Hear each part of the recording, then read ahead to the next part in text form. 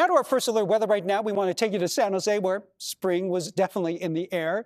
Take a look. Dog owners took the opportunity to enjoy that warm weather while they still have it. We're just enjoying the sunshine and taking our dog to get him tired out if you run around. It's gorgeous, and even the rain will come and it'll be all right. It still won't be that bad. But this won't last for too long. We actually got some rain in the forecast, right, Paul? So get those zoomies out now.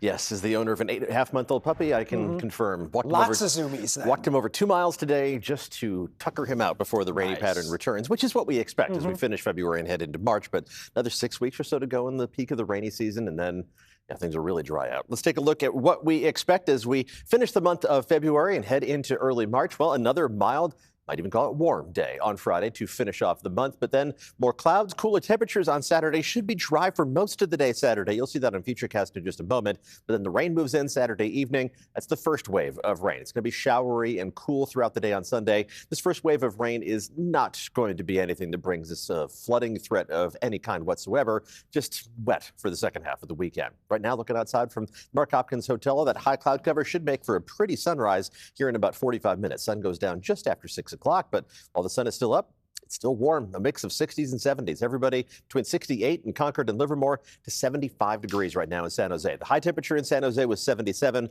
falling just short of the record of 79. One record high temperature today, Redwood City, managed to get up to 79 degrees, which tied today's existing record high.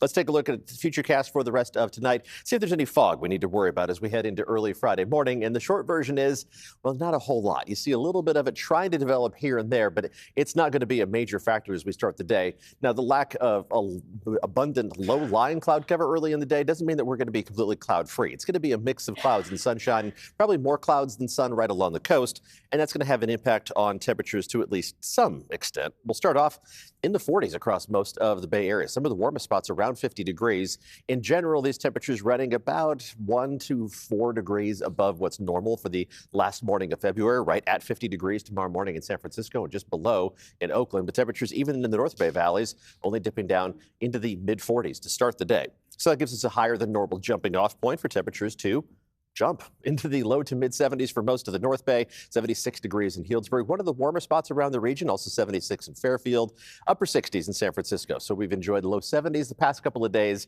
We'll be close tomorrow, but just not quite as warm. It's the influence of, again, that gradually shifting weather pattern that's eventually going to send the rain chance into the Bay Area. But hey, we'll take mid 70s and a few 60s thrown in for the last day of February.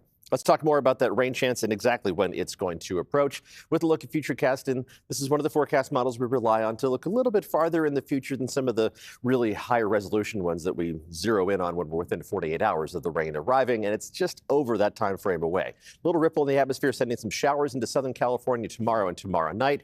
We're going to see additional cloud cover increasing overhead on Saturday. But again, the first showers don't hit the coast of the North Bay until late afternoon and early evening. So anything you have outdoors that either want to or are supposed to get done, want to do that earlier in the day on Saturday because then the showers come in. It's going to be off and on rain, no torrential downpours at any point through the duration of the system, but just kind of a generally wet day on Sunday. And then the showers will continue Sunday night with a few lingering showers likely Monday as well. Adding up the rain with this first wave, and there is more in the forecast a little farther down the line, we're talking about amounts generally in the quarter-inch to half-inch range. Some spots in the rain-shadowed valleys will fall a little bit short, maybe close to 1/10 of an inch of rain. Some spots may hit the jackpot and pick up closer to 1 inch of rain, but we're talking about less than 1 inch over the course of a few days. It's really not a lot. So that's why we're not concerned about any kind of flooding potential. And in the Sierra, this is going to be kind of a minor snowmaker, a couple inches at lake level with 4 to 8 inches of snow in some of the higher elevations. We'll talk more about that coming up in the Toyota Tahoe report in just a few minutes.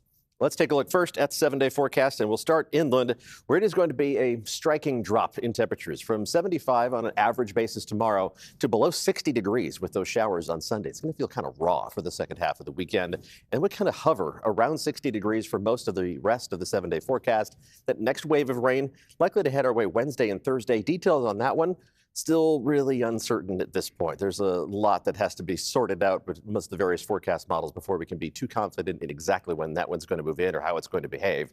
But it does look like we are going to stay in this unsettled weather pattern, likely through the first half of March. So kind of getting into the month of March with weather that's more reminiscent of February, while we finish the month of February tomorrow with weather that's more reminiscent of April. Everything's always jumbled, right? All right, thanks, Paul.